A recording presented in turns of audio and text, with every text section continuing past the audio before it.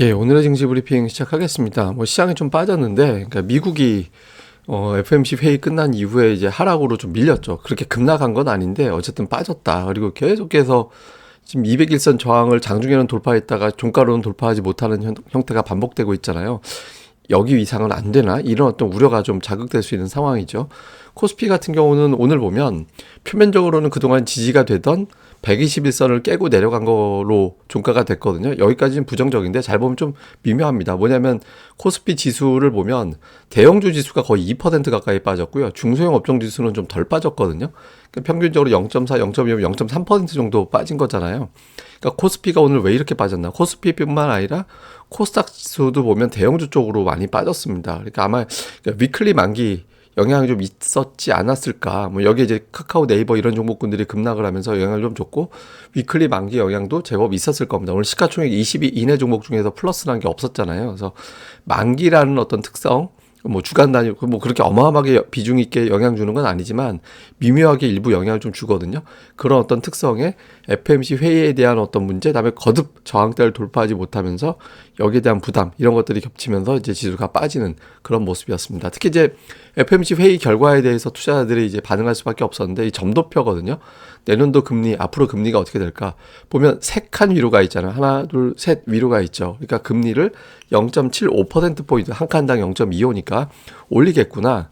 그런데 그 이상을 생각하는 사람들도 7명이나 됐고 5% 이하로 생각하는 사람, 미만으로 생각하는 사람은 2명밖에 없었거든요. 그러니까 내년도에 금리 인하 쪽으로 좀 생각하는 위원들이 있었으면 싶었는데 그런 사람들이 거의 없었죠. 정리를 해보면 기준금리는 4.25에서 4.5로 0.5%포인트 올렸고 내년도 금리는 5.0에서 5.25.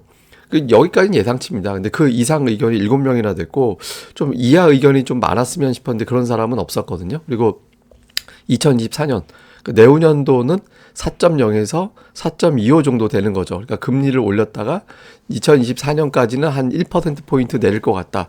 생각했던 것보다 금리 인하가 2024년도까지는 좀 약한데 여기에 대한 실망이 있었고요. 또 하나는 이제 내년도 경제 전망인데 GDP는 예상치를 낮췄습니다. 그러니까 9월에 1.2% 예상했는데 0.5로.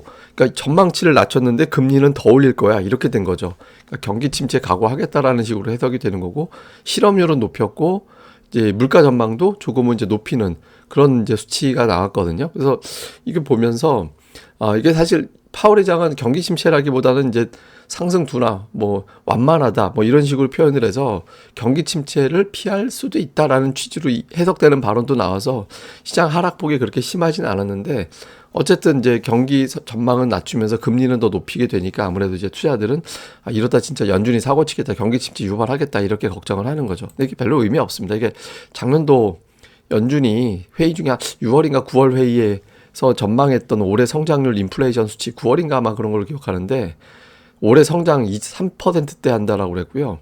예, 그러니까 9월에 보면 3.8% 한다라고 그러고 물가 전망 올해 2%로 예상했었어요. 예, 근데 지금 물가 CPI가 막 7% 나오고 그러고 있잖아요. 그러니까 이 전망은 틀림이라고 있는 것 같아요. 연준에서 하는 거. 이거 제가 잠시 후에 자세히 또 보여드릴게요. 예, 그리고 이제 또 영향을 준 뉴스들을 보면 파월 의장이 이건 이제 오늘 미증시 낙폭을 좀 제한한 겁니다. 그러니까 경기 연착륙이 여전히 가능하다. 침체 피할 수 있다라고 이야기를 했거든요. 그래서 이런 부분들은 이제 물가가 잡히면 연착륙을 더 가능하게 만들 수 있어. 그러니까 우리가 열심히 노력해서 이제 인플레이션 잡아볼게. 이렇게 이제 언급을 한 거죠. 이거는 이제 지수 낙폭을 좀 제한한 거였고 반면에 이제 오늘 미증시가 계속 발목 잡히는 거는 테슬라. 그러니까 테슬라에 대한 뉴스량이 되게 많았거든요. 그러니까 머스크 탓의 회사 브랜드에 좀 문제가 생겼다라는 것도 있었고 어디서는 이제 경쟁이 심화됐다. 이게 이제 그 글로벌 전기차 시장 점유율인데 아직까지 테슬라가 슈퍼 1위거든요. 근데 이게 이제 계속해서 쪼그라들 거다 이런 분석도 있었죠. 그러니까 테슬라가 좀 반등을 해줘야 나스닥이 좀 살아나는데 아직은 그게 살아나지 못해서 미증시가 좀 편안하게 가지 못하는 그런 상황이 만들어지는 것 같습니다. 자, 수급에서는 외국인들이 장 초반에 한 2천억까지 팔았다가 동시호가에 또 제법 들어와 갖고 순매도를 그렇게 많이 하지는 않았습니다. 오늘 이제 아마 제가 보기에는 위클리 만기 영향이 평소보다 좀 컸던 거 아닌가 싶어요. 이제 기관 쪽에서는 이제 금융투자 매도가 되게 많았거든요. 이렇게 나왔고 지수 이것 때문에 좀 강제로 떨어뜨려서 그런지 몰라도 막판에 또 외국인들이 선물을 또 쭉 사들이는 오늘 하락은 좀 과했어. 그러니까 이런 움직임이 좀 있었죠. 그래서 어쨌든 오늘 수급 봐서는 약간 그 여파도 좀 있었던 것 같고요. 종목 매매한 거 보면 외국인들은 자동차, 기아를 또 매수로 들어왔고 오늘 매도는 네이버, 카카오 이 두 종목 매도한 게 1,000억이었거든요. 그러니까 전체 매도한 거보다 이 두 종목 매도가 더 많았어요. 그런데 이제 하이닉스를 또 이제 매수로 돌렸고 최근에 이틀 연속 매수는 없었는데 어쨌든 요게 이제 매수로 들어온 게 특징이었고 LG화학, SK 이노베이션, SDI 뭐 이런 종목군들은 좀 사들였고 기관 같은 경우는 이제 삼성전자 근데 기관은 오늘 저 위클리 영향이 좀 있어갖고 ETF 매매라든가 뭐 이런 게 있어서 오늘 기관 종목에 그렇게 집중할 필요는 없는데 어쨌든 삼성전자, 하이닉스, 카카오, 네이버, SDI 시가총액 상위 종목 골고루 다 팔았잖아요. 그러니까 오늘 지수 하락의 원인 제공은 기관이 했다. 이렇게 보면 되겠고요. 코스닥 쪽에서는 외국인 투자자들이 엔터, 미디어 이런 것들은 계속 사고 2차 전지라든가 그다음에 통신 장비 이런 것들을 좀 선별적으로 매매하는 그런 모습을 좀 보였고요. 매도 쪽에서는 뭐 보시다시피 이제 종목별로 좀 엇갈리는 그러니까 게임즈 어디는 사고 어디는 팔고 이렇게 종목별로 좀 나눠서 사는 그런 경향이 좀 있었습니다. 그리고 기관은 오늘 좀 통신 장비 쪽 종목들이 좀 상단에 눈에 띄죠. 뭐 HFR, 서진 시스템, CJ ENM, 대한광통신, 하이비전 이런 것들이 상단인데 통신 장비 관련된 종목군들이 최상단에 위치한 경우가 그렇게 흔하진 않았거든요. 오늘 뭐 관련된 종목들이 올라가는데 제가 늘 말씀드리지만 이런 장에서 수익률 게임은 주로 기관이 주도합니다. 그래서 기관 수급은 계속해서 좀 집중해 보시는 게 좋을 것 같습니다. RFHIC도 상단에 좀 들어가 있죠. 이슈를 보면 FMC가 끝났습니다. 그러니까 이후에 추가 인상은 1%포인트 이하로 보여지거든요. 그러니까 저것 때문에 연준이 좀 센 척 했을 거예요. 왜냐면 올릴 수 있는 금리는 제한적인데 그거 가지고 효과를 극대화시켜야 되니까 이제 조금 발언을 세게 해서 그 효과를 최대한으로 만들려는 그런 의도가 있었다라고 보여지거든요. 근데 이거를 계속해서 만들 수는 없잖아요.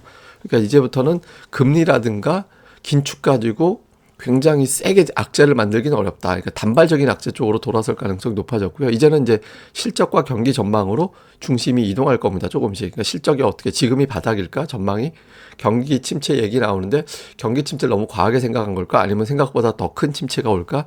그러니까 이런 거 가지고 논란이 되면서 지수가 오락가락할 가능성이 높아졌다. 이슈가 바뀌었다. 이렇게 볼 수 있겠고요. 이후에 이제 시장 가늠하는 거는 제가 뭐 오늘 아침에도 말씀드렸던 것 같은데 수출주로 가느냐, 이슈로 가느냐. 지금은 이슈 쪽에 좀 종목들이 집중이 돼 있고 어제 같은 경우는 좀 수출 관련된 종목군들이 좀 반응하긴 했었거든요. 이제 내일부터가 중요하죠.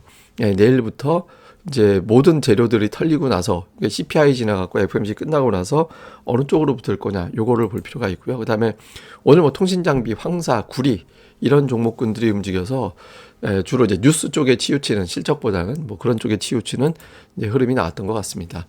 그다음에 이제 연준 얘기를 좀 해보려고 하는데 연준이 정말 금리를 그렇게 올릴까요? 저는 아닐 가능성이 있다라고 봐요. 왜냐면 이게 뭐냐면 한화증권에서 나온 데이터인데 기준금리고 이 검은색 선은 이제 연준이 예상했던 금리. 그러니까 근데 예상했던 금리보다 기준금리가 좀 밑에 가 있는 경우가 많았잖아요. 그러니까 실제로 연준은 기준금리 책정할 때 전망치 책정할 때 자기들이 예상하는 것보다 좀 세게 얘기해 놓는 버릇이 있다. 그러니까 이제 내년도에 과연 그렇게까지 올라갈 수 있을까? 여기에 대해서 좀 의구심이 있다라는 거고. 그리고 이게 작년도 6월에 올해 금리 예상한 거 보세요. 올해 금리 안 올린다고 했어요. 올해 제로금리 위치에 지금 점도표가 가 있었잖아요. 9월에도 마찬가지였습니다. 9월에도 제로가 제일 많았거든요. 9월까지만 해도 올해 금리 안 올린다라고 했어요. 작년 12월입니다. 12월 돼서 부랴부랴 올해 금리 올릴 거야. 근데 그나마도 0.75에서 1.0이었어요. 연준 예상하는 거 의미 없습니다. 저거 거의 틀린다라고 봐야 되거든요. 그래서 연준의 이번 결정에 대해서는 연준이 좀 센 척한 거다 일부러. 그러니까 일부러 센 척한 거고 연준의 전망은 늘 틀린다. 파월의 전망도 뭐 저기 이 인플레이션 이 모양으로 만들어 놓은 것도 연준이 일부 기여를 했잖아요. 그러니까 이제 연준의 어떤 정책 좋은 의미든 나쁜 의미든 액면 그대로 받아들일 필요는 없습니다. 그러니까 눈앞에 보이는 숫자를 중심으로 보는 게 좋다. 이렇게 보시면 되겠습니다. 그리고 이제 추억의 시리즈는 예전에 학교 보시면 저희 때 책상 이런 걸로 했거든요. 이 책상 부러지면 이거 부러뜨려 가지고 요 난로 연료로 쓰고 막 그랬어요. 그리고 통지표 옛날에 성적표 요런 식으로 나왔었죠. 그리고 뭐 이건 기억하시는 분들 뭐 체면봉투 아시는 분들은 아실 거고 그다음에 옛날 필통 이거 좀 필통 있는 집 사람들 보면 옛날에 필통 쭉쭉쭉 껴가지고 하고 여기 지우개 꽂고 요거 필통이 있었잖아요. 요것도 좀 기억이 나실 것 같은데 옛날에 우리가 쓰던 학용품이 좀 이랬다. 요것도 이제 기억하시면 좋을 것 같습니다. 예, 그리고 이제 그 카페 이렇게 저희가 이제 리서치 1기 회원 모집하는 공지가 올라와 있으니까요. 많이 관심 가져주시고 여기 이제 기업 분석, 리포트, 다음에 이제 기술 분석, 그러니까 산업 분석, 오늘의 픽, 그날 보고서 중에 가장 주목해 볼 만한 거, 다음에 이제 강의, 여러 가지 어떤 강의가 올라오는 이런 메뉴로 꾸려져 있으니까 요 이제 클릭하시면 바로 안내에 들어가실 수 있습니다. 여기 뭐 메뉴 이런 거 다 설명 나와 있으니까 많이 관심 부탁드리겠습니다. 예, 그럼 오늘 하루 또 잘 보내시고요. 저는 또 다음 방송에서 뵙겠습니다. 이 방송 구독하기, 좋아요 꼭 부탁드립니다. 감사합니다.